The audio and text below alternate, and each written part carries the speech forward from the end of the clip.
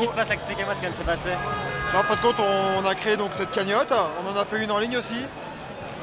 C'est simplement pour, comme on en est aujourd'hui 50e jour de grève, ça fait ça depuis 4 manifs, c'est pour aider nos collègues à remplir le frigo à la fin du mois, tout simplement. Vous avez beaucoup d'argent, les gens vous disent quoi? Vous donnez combien? On va pas parler chiffres, on n'est pas là pour ça, mais les gens donnent et ça permettra à nos collègues qui sont dans la plus grande difficulté à la fin du mois de pouvoir remplir leur frigo au moins. Après 50 jours de grève, c'est utile? Très utile. C'est même ultra utile, ouais. C'est primordial même, j'ai envie de dire. C'est vital pour continuer la grève. grève? Ouais, c'est vital. Et quand on le fait, on s'aperçoit qu'il y a une grande solidarité des gens envers... regardez le monsieur, demandez-lui pourquoi il donne. Voilà. Pourquoi vous donnez, monsieur? Parce que je suis solidaire. Voilà. Même si je suis venu en erreur pas manifester, je suis solidaire. Merci beaucoup, monsieur. Ça vous touche ce genre de message? Ouais, ça nous touche vraiment très profondément. Parce que avant ça, on veut nous faire croire qu'il n'y a plus de solidarité, que tous les Français sont sur leurs écrans, qu'on communique que par réseaux sociaux. Et là, on s'aperçoit quand on vient dans ces manifestations et qu'on demande la solidarité des gens, qu'il y a une très grande solidarité. Malgré cette solidarité, vous allez quand même pouvoir continuer la grève encore plusieurs semaines, plusieurs mois? Alors on va pas la continuer en illimité. Je pense qu'il y a eu pas mal de communication dans les médias à ce sujet. Mais sur le RER, on va partir sur un autre mode de grève qu'on n'a pas encore défini. Merci beaucoup, monsieur. Courage. Qu'on n'a pas encore défini, qu'on va définir lors des prochaines AG la semaine prochaine, mais le mouvement continue. Il est loin d'être terminé. On a l'impression qu'il y a moins de grève, moins de manifs, mais plus d'actions coup de poing. Après, il y a des actions coup de poing. Là, c'est la CGT nationale. Nous, on est juste des conducteurs de RER. On n'est pas syndiqués. Comment nous, on va faire, j'en sais rien. Est-ce qu'on va faire 1 à 2 jours de grève par semaine? Est-ce qu'on va faire que les interpros? Est-ce que ça va être des heures en moins sur nos prises de service? On ne sait pas encore, on n'a pas défini notre mode d'action. C'est la plus grande grève qu'on ait presque jamais connue, je crois. Macron, c'est de rien, vous y croyez encore? Ah ben, si on est là, c'est qu'on y croit. Bien sûr qu'on y croit. Pour reprendre dans l'histoire, Juppé était droit dans ses bottes avant de lâcher. Donc, et là, pour avoir fait de tout l'arrière à ici, je peux vous assurer qu'aujourd'hui, il y a énormément de monde. Ça fait 2 ans qu'il est au pouvoir. Il a connu le plus grand mouvement social depuis les Gilets jaunes, depuis mai 68. Là, on est sur un mouvement 50e jour. C'est une des plus grandes grèves historiques. Bientôt, on va battre 1789. Après 2 ans de pouvoir, je pense qu'il faut peut-être qu'il se pose les bonnes questions à un moment donné.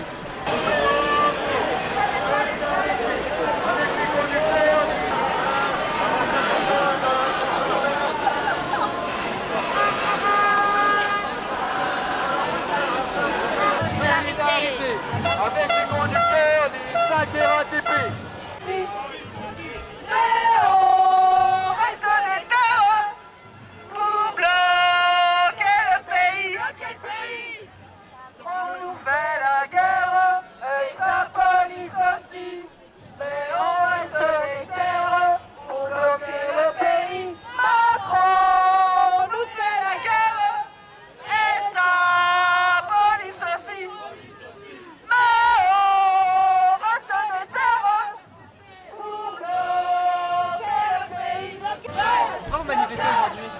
Contre la destruction des solidarités. L'ensemble de la classe politique vise à détruire une société qui se veut solidaire. En fait, c'est bien au-delà de la retraite à points. Bien sûr, cette retraite à points, on n'en veut pas et on va gagner. C'est sûr qu'on va gagner, mais on s'attaque en fait aux capitalistes qui sont en train de faire de nous des petits prolos, des petits prolétaires exploités, et on n'en peut plus. Qu'est-ce qu'il faut faire alors? Ce qu'il faut faire, c'est organiser la grève générale. La grève générale partout, même si pour l'instant le privé n'est pas encore à fond dedans. On sent que ça gronde et on est très en colère. On tisse partout par les AG où les gens se réunissent, discutent. On réussit à s'écouter par les déambulations où on arrive à discuter avec les gens pour réussir à s'organiser à la base par nous-mêmes. Il y a une colère, ça fait 50 jours qu'il y a une colère, mais on est très très loin de la grève générale. On est très très loin de la grève générale, c'est possible, mais n'empêche que ça se construit. Et si ça part, en fait, ça part d'un coup. Et après 50 jours de grève, vous y croyez encore? Le gouvernement, il va rien lâcher, il va rien lâcher, on le sait. On lâchera pas, on ira jusqu'au retrait. Mais vous pouvez tenir la grève comme ça encore des jours, des semaines, peut-être des mois? Il y a des passages de relais. La RATP faiblit un peu, Moi je suis prof dans le milieu de l'éducation. On tient, moi je suis en grève depuis le 5 décembre. Il y a un moment où je vais lâcher, lundi je vais reprendre. Mais on s'en fiche parce qu'on reprendra à un autre moment. Et après il y a d'autres secteurs qui arrivent, il y a les dockers. Et on lâchera pas.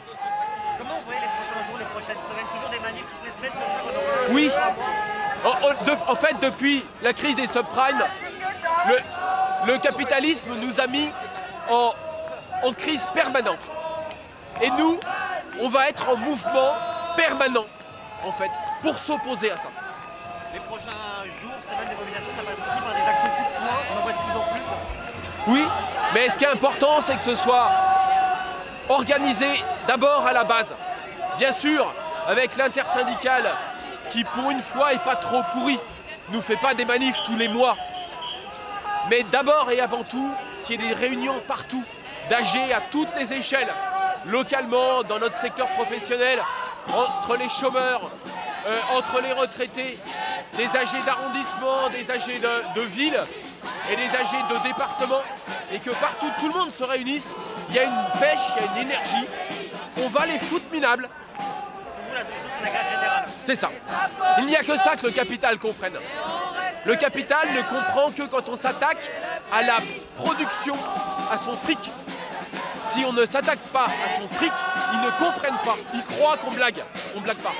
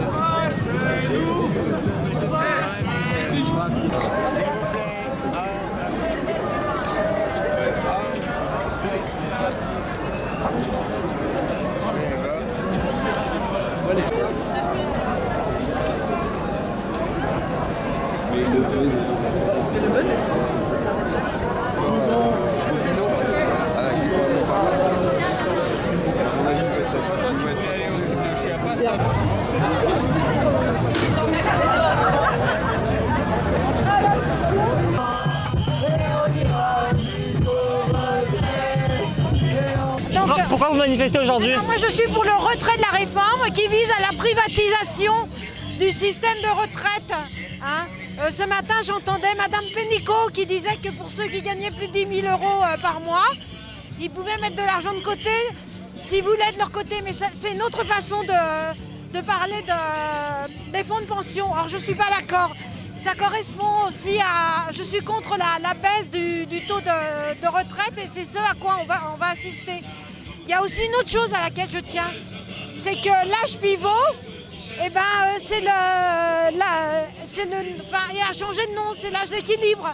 Et puis en plus, on retrouve dans la politique de Macron, ce qui avait été décrié au départ, on lui reprochait d'aller gouverner par ordonnance. Or là, c'est pile poil ce qu'il va faire. Hein. Et c'est vrai que c'est pas un despote, mais il utilise la démocratie à un pouvoir autocratique. C'est-à-dire que la démocratie, il la contractualise, il fait tout des contrats, mais on vote plus. Hein, et c'est contre ça aussi que je manifeste. Qu'est-ce qu'il faut faire alors? Eh ben, il faut peut-être effectivement changer, améliorer le système de retraite, mais garder celui qu'on a. À noter quand même que quand il parle de déficit, il l'organise le déficit, puisque on embauche moins de personnel dans la santé. Ce sont des cotisations qui rentrent en moins. Quand on limite les cotisations pour les gens qui gagnent plus de 10 000 €, c'est de l'argent qui rentre en moins. Ça fait aussi des moyens supplémentaires d'une part. Et il y a les fonds de réserve qu'on peut utiliser. Et on peut augmenter légèrement les cotisations patronales. Voilà, je pense qu'il y a d'autres solutions. Moi, je ne suis pas politique. Hein. Mais il y a les réponses dans les questions qu'ils nous posent. Hein, voilà. Après 50 jours de grève, vous y croyez encore? J'aimerais bien y croire en tout cas. Voilà, je pense qu'il faut essayer de tenir. Voilà, il y a des réalités. Ce qu'il faut savoir aussi, c'est que quand on fait grève, ça a aussi une incidence sur notre retraite parce que c'est de l'argent en moins qui est compté. Enfin, ce sont des cotisations en moins, des trimestres en moins. Moi, depuis que j'ai fait grève, depuis quelques années, hein, il faut que je travaille un trimestre de plus pour compenser les grèves que j'ai faites. Alors moi, c'est rien, parce que je pose un jour de grève comme ci, comme ça. Mais pour les gens qui, comme à la RATP ou à la SNCF, font des jours de grève en plus, eh ben, ils vont devoir les récupérer en retrait, en trimestre. Voilà.